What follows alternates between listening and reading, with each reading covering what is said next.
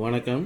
இந்த வீடியோவில் என்ன பார்க்க போகிறோம்னா, டிஎன்பிசி குரூப் 4 சிசிஎஸ் 4 போடுறாங்களா, குரூப் 4 2022ஆம் ஆண்டு கேட்ட ஒரு எளிமையான கணித பகுதி தான் பார்க்க போகிறோம். இது என்னென்னா நேர்மாறல் எதிர்மாறல் கணக்கு. இந்த மாதிரி கணக்கு வந்து கண்டிப்பாக ஒன்று அல்லது 3 கணக்குகள் கூட கேட்குறாங்க இதே மாடலில். அதனால் இது ஒரு முக்கியமான பகுதி, நல்லா பார்த்து தெரிஞ்சுக்கங்க. பாருங்கள், கேள்வி என்னென்னு பாருங்கள். 10 விவசாயிகள் 21 நாட்களில் ஒரு நிலத்தை உழுது முடிக்கின்றனர் எனில், அதே நிலத்தை 14 விவசாயிகள் எத்தனை நாட்களில் உழுது முடிப்பர்? 10 விவசாயிகள் சேர்ந்து 21 நாளில் ஒரு நிலத்தை உழுதுறாங்க அப்படின்னா, இதே 14 விவசாயிகள் சேர்ந்தால் எத்தனை நாளில் உழுது முடிப்பார் அப்படின்னு கேட்குறாங்க. இதே இங்கிலீஷில் பாருங்கள்.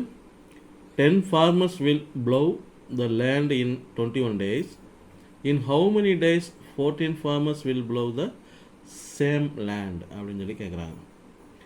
சரிங்களா? 10 விவசாயிகள் 21 நாள் ஒரு நிலத்தை உழுதாங்கன்னா, அதே நிலத்தை 14 விவசாயிகள் எத்தனை நாள்? இப்போ பாருங்கள், இப்போ நம்ம கணக்கு எப்படி போடணும்னா, 10 விவசாயிகள், இதில் வந்து விவசாயிகள் அப்படின்னு முறைப்படி செய்யணும். அப்படி போகணும். விவசாயிகள் வந்து 10, இங்கே வந்து நாட்கள் வந்து எத்தனை? 21 நாட்கள்.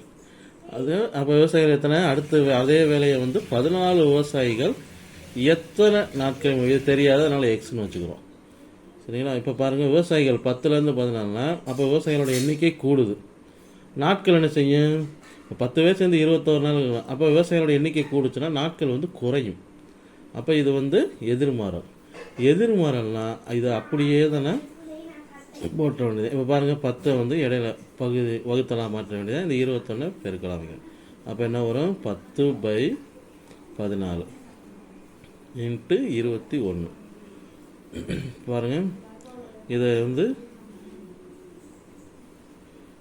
7 14 3 21 அடிக்கலாம். 14 வந்து 2 7, 21 வந்து 3 7. இப்போ இந்த 2 ஓரன் 2 I 2 10. அப்போ மிச்சம் என்ன இருக்குது? மேலே 5 × 3. அப்போ எவ்வளவு? 5 × 3 எவ்வளவு? 15. அப்போ இதுக்கு ஆன்சர் என்னதுன்னா 15 நாட்கள். அதாவது 10 விவசாயிகள் 21 நாளில் ஒரு நிலத்தை உழுது முடிக்கிறேன். அதே நிலத்தை 14 விவசாயிகள் எத்தனை நாளில் உழுது முடிப்பார்னா 15 நாட்களில் உழுது. அப்போ ஆன்சர் எங்கே இருக்குது? இந்த இருக்குது, பி. ஆன்சர் பி தான் இதுக்கு மிகச்சரியான பதில்.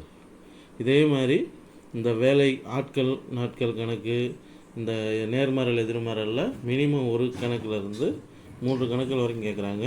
இது தெரிஞ்சுக்கிட்டால் ஈஸியாக அடிச்சிடலாம். வாழ்த்துக்கள், வணக்கம். பாருங்கள், டிஎன்பிசி குரூப் 4 2022 கேட்ட கொஸ்டின் பாருங்கள்.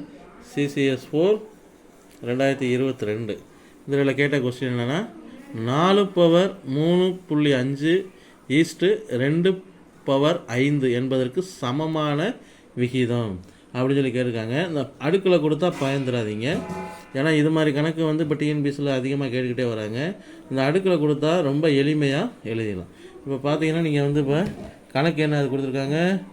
4/3.5 = 2/5.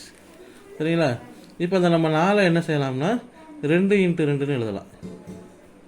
பவர் 3.5 = 2/5. இந்த 2 × 2 எப்படி எழுதலாம்? 2 ஸ்கொயர் எழுதலாமா? 2 ஸ்கொயர் × 3.5 = 2/5.